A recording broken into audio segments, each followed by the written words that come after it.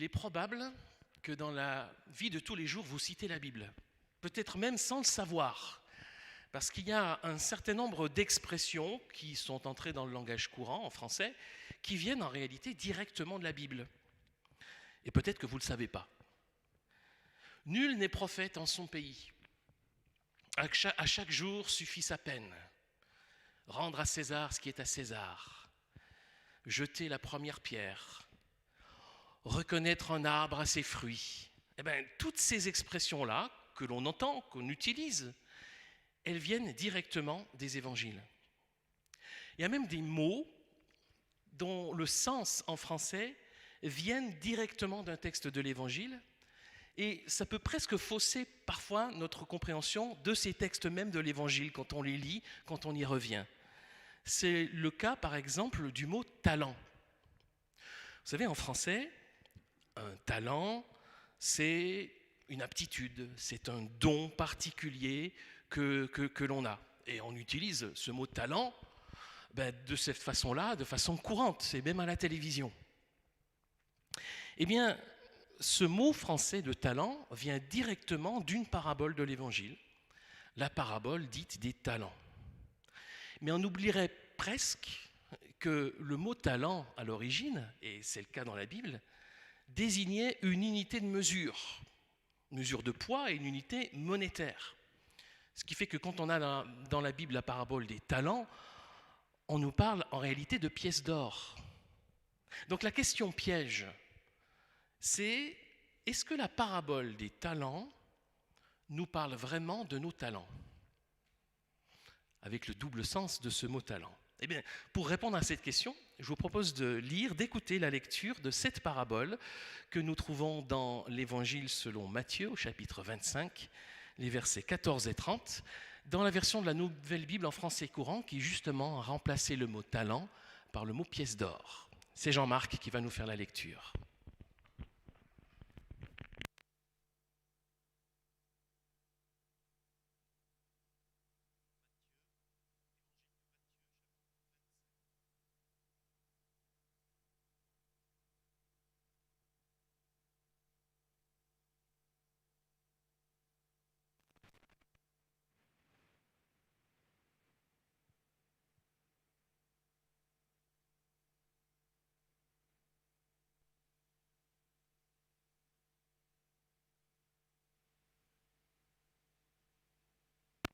On va y arriver.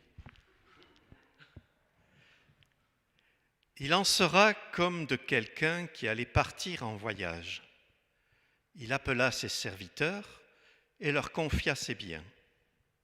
Il remit à l'un 500 pièces d'or, à un autre 200, à un troisième 100, à chacun selon ses capacités. Puis, il partit en voyage. Celui qui avait reçu les 500 pièces d'or s'en alla aussitôt faire du commerce avec cet argent et gagna 500 autres pièces d'or. De même, celui qui avait reçu 200 pièces agit de même et gagna 200 autres pièces. Mais celui qui avait reçu 100 pièces s'en alla creuser un trou dans la terre et y cacha l'argent de son maître. Longtemps après, le maître de ses serviteurs revint et régla ses comptes avec eux. Celui qui avait reçu 500 pièces d'or s'approcha et présenta les 500 autres pièces en disant « Maître, tu m'avais remis 500 pièces d'or, j'en ai gagné 500 autres. Les voici. » Son maître lui dit « C'est bien, bon et fidèle serviteur. Tu as été digne de confiance dans des choses qui ont peu de valeur. Je te confierai donc celles qui ont beaucoup de valeur. Viens te réjouir avec moi. » Le serviteur qui avait reçu les 200 pièces s'approcha ensuite et dit « Maître, tu m'avais remis 200 pièces d'or, j'en ai gagné 200 autres. Les voici. » Son maître lui dit « C'est bien, bon et fidèle serviteur. Tu as été digne de confiance dans des choses qui ont peu de valeur. Je te confierai donc celles qui ont beaucoup de valeur. viens te réjouir avec moi. Enfin, le serviteur qui avait reçu les 100 pièces, s'approcha et dit, « Maître, je te connaissais comme quelqu'un de dur. Tu moissonnes où tu n'as pas semé, tu récoltes où tu n'as rien planté. J'ai eu peur et je suis allé cacher ton argent dans la terre. Eh bien, voici ce qui t'appartient. » Son maître lui répondit, « Mauvais serviteur, paresseux, tu savais que je moissonne où je n'ai pas semé, que je récolte où je n'ai pas planté? Tu aurais pu placer mon argent à la banque et à mon retour, j'aurais retiré mon bien avec des intérêts. Enlevez-lui donc les 100 pièces d'or et remettez-les à celui qui en a 1000. Car à celui qui a, on donnera davantage, et il sera dans l'abondance. Mais à celui qui n'a pas, on enlèvera même ce qu'il a. Et ce serviteur bon à rien, jetez-le dans l'obscurité du dehors, là où l'on pleure et grince des dents. »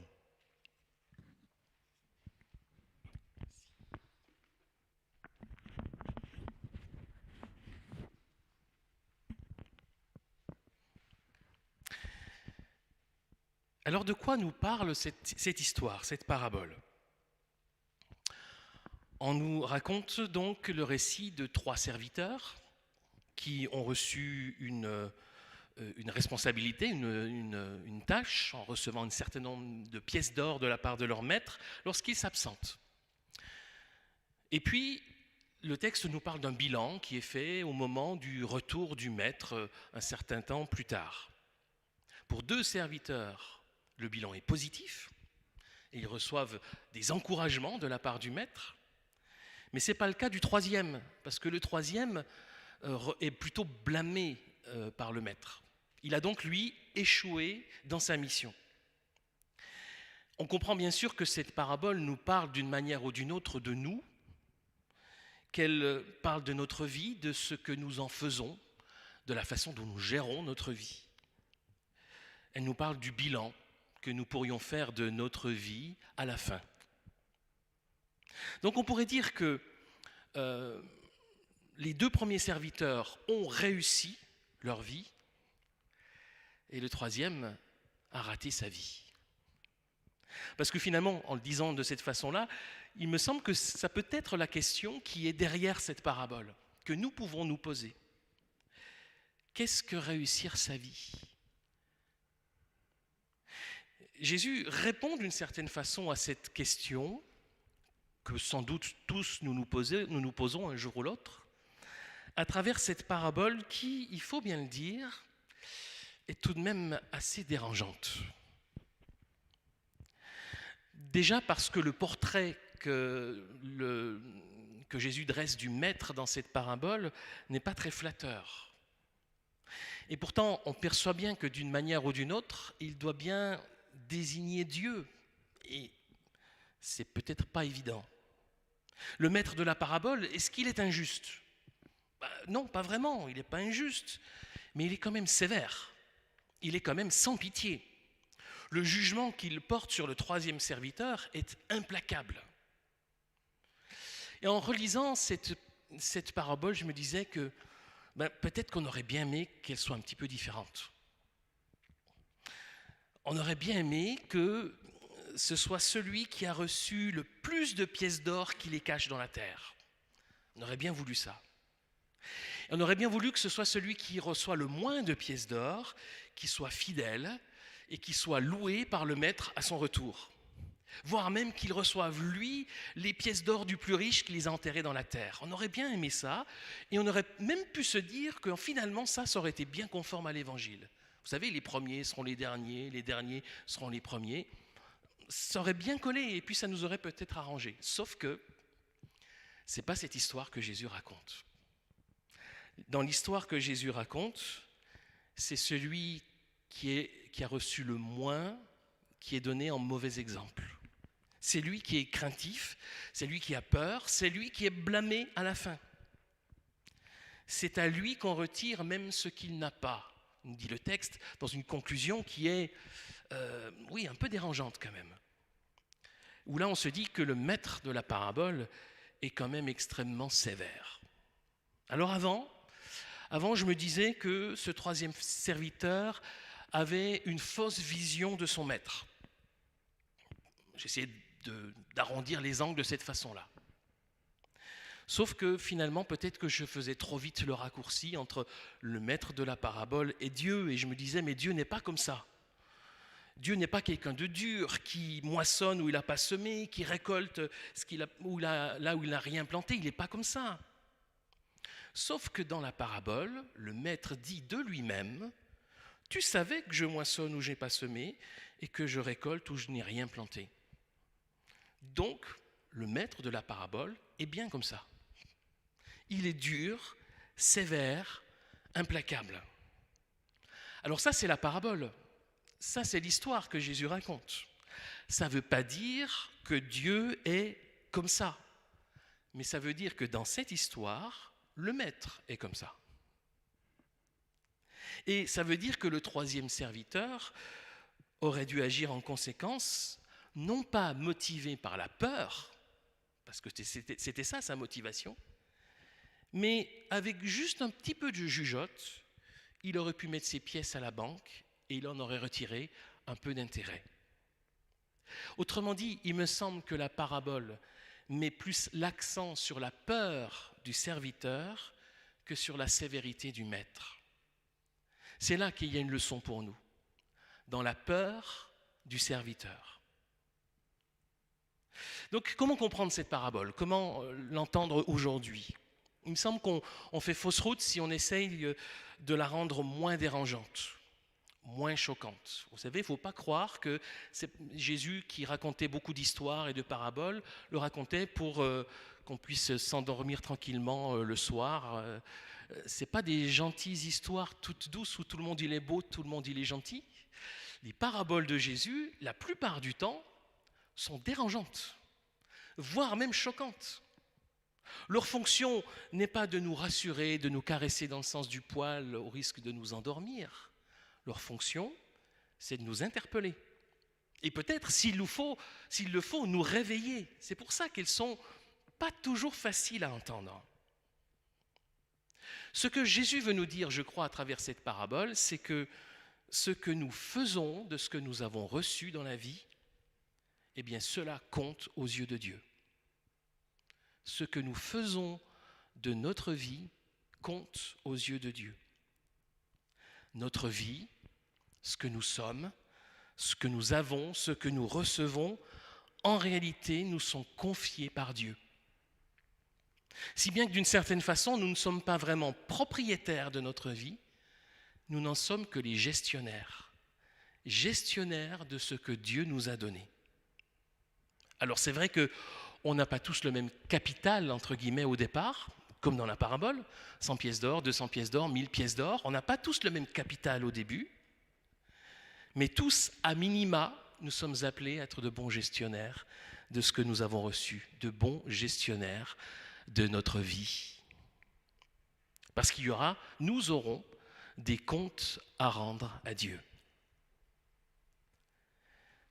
Nous sommes même invités à prendre des initiatives, à oser prendre des risques pour faire fructifier ce que nous avons reçu de la part de Dieu. Et si pour une fois, c'est le plus pauvre qui est blâmé, ça nous montre aussi que finalement, il ne suffit pas d'être petit et pauvre pour plaire à Dieu. Ce serait une vision erronée des choses.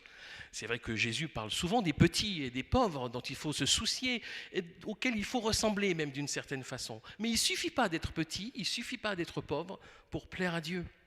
Ici, c'est celui qui donne le plus, qui donne le bon exemple, pour une fois. Ce n'est pas toujours le cas. L'important, ce n'est pas d'avoir beaucoup ou peu, d'avoir ou d'être ceci ou cela. L'important, c'est la manière dont nous gérons ce que Dieu nous a confié. Voilà, je crois, le sens général de cette parabole. Alors, en quoi est-ce qu'elle permet de répondre à cette question? Qu'est-ce que réussir sa vie? Eh bien, cette question trouvera sans doute une réponse différente pour chacun, en fonction justement de ce que nous sommes, en fonction de ce que nous avons reçu, comme dans la parabole. Et c'est évident que tout le monde ne naît pas dans les mêmes conditions, le même cadre familial, la même éducation, avec le même niveau social, en rencontrant les mêmes opportunités dans la vie. Non, on sait que notre capital, entre guillemets, est différent pour chacun. Ce qui veut dire qu'on ne peut pas attendre à la fin la même chose, le même parcours, les mêmes fruits pour tout le monde. Il n'y a pas une seule façon de réussir sa vie. Et c'est pour ça qu'il est absurde de s'appuyer sur les stéréotypes. Et pourtant, il y en a. En matière de réussite de sa vie, il y en a des stéréotypes. C'est impossible, c'est absurde de dire si tu n'as pas ceci ou si tu n'as pas fait cela à 50 ans, tu as raté ta vie. Je dis ça parce que j'ai bientôt 50 ans. Pourtant, ces stéréotypes-là, ils existent dans notre monde, dans notre société. Ils sont véhiculés par plein de choses différentes. Ces stéréotypes, ça peut être un compte en banque bien garni, ça peut être une belle maison, ça peut être une belle voiture, une montre en or, ça peut être une carrière professionnelle qui nous a emmenés tout en haut de l'échelle sociale, ça peut être un nombre de followers sur Instagram ou sur YouTube qui se compte en milliers ou en millions. Peut-être que tout ça, c'est des stéréotypes de la réussite. Et vous savez, ne nous y trompons pas, il y a aussi des versions évangéliques, des stéréotypes de réussite de sa vie. Chez nous autres protestants évangéliques, pour avoir réussi sa vie, il faut être marié. Sinon, ce n'est pas possible. Il faut avoir des enfants, et si possible au moins 3. Et puis avoir une responsabilité en vue dans l'Église. Autrement dit, si tu n'as jamais été membre du conseil de ton Église à 50 ans, tu as raté ta vie. Non, il faut véritablement se défaire absolument de ces stéréotypes qui veulent faire entrer tout le monde dans la même case. Et de dire que si on n'entre pas dans cette case, dans cette catégorie-là, on ne peut pas réussir sa vie. Il faut refuser, rejeter ces stéréotypes et en même temps refuser le statu quo. Vous savez, le principe de cette parabole, c'est, me semble-t-il, qu'on réussit sa vie quand on la termine plus riche qu'au début. Alors ici, bien sûr, Jésus ne parle pas des richesses matérielles, ne parle pas de richesses matérielles.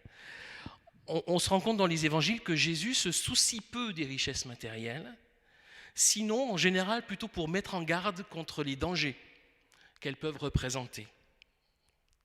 Lorsqu'il parle de la vraie richesse, il parle d'autre chose. Dans le même évangile de Matthieu, chapitre 6, versets 19 à 21, Jésus dit « Ne vous amassez pas des trésors sur la terre, où les mites et la rouille détruisent et les cambrioleurs forcent les serrures pour voler. Amassez-vous plutôt des trésors dans le ciel, où il n'y a ni mythe, ni rouille pour détruire, ni cambrioleurs pour forcer les serrures et voler. Car ton cœur sera toujours là où est ton trésor. » Vous voyez que c'est d'un autre type de richesse que des richesses matérielles dont parle Jésus ici et ailleurs dans l'Évangile. Enterrer les pièces d'or, comme le fait le troisième serviteur de la parabole, c'est finalement se contenter de ce qu'on est et se contenter de ce qu'on a. C'est s'enfermer dans le statu quo.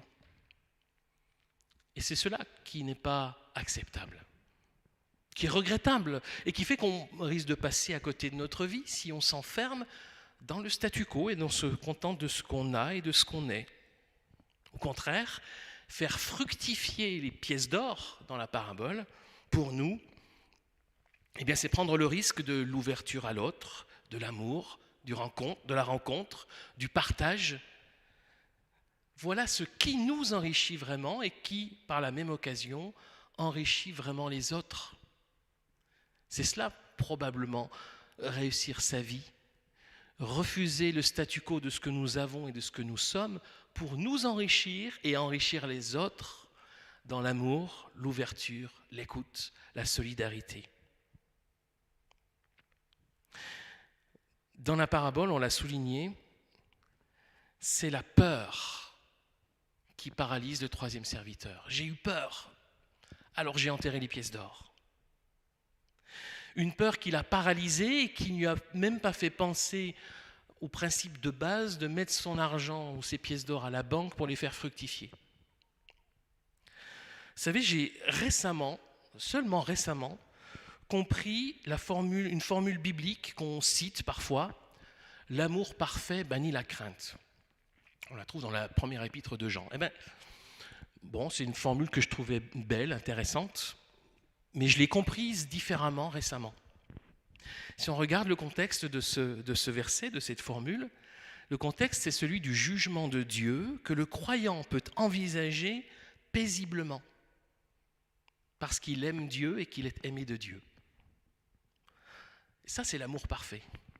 L'amour parfait, c'est quand la peur d'être jugé a disparu. Banni la crainte, banni la peur. On n'a plus peur d'être jugé. S'il y a cette relation d'amour avec Dieu, on n'a aucune crainte à avoir de son jugement. Et c'est vrai d'ailleurs aussi, dans nos relations les uns avec les autres. Si on n'a pas peur d'être jugé par l'autre, alors il n'y a aucun problème pour être authentique et s'aimer véritablement. Réussir sa vie, c'est peut-être d'une certaine façon surmonter ses peurs. Dans la parabole, le troisième ouvrier avait peur d'être jugé sévèrement par son maître. Alors il a enterré les pièces d'or. Si c'est la peur qui motive notre vie, on risque de passer à côté. Surmonter ses peurs, oser prendre des initiatives en fonction de ses dons, c'est à cela que cette parabole nous invite. Alors il ne s'agit pas pour autant de faire n'importe quoi, de prendre des risques inconsidérés. Il s'agit surtout d'avoir suffisamment confiance pour surmonter nos peurs. Et la meilleure façon de surmonter nos peurs, toutes nos peurs, c'est d'accueillir l'amour de Dieu. Découvrir cet amour inconditionnel de Dieu pour nous, manifesté dans la personne de Jésus-Christ. Alors évidemment, quand je dis cela, je vais un petit peu au-delà de la parabole.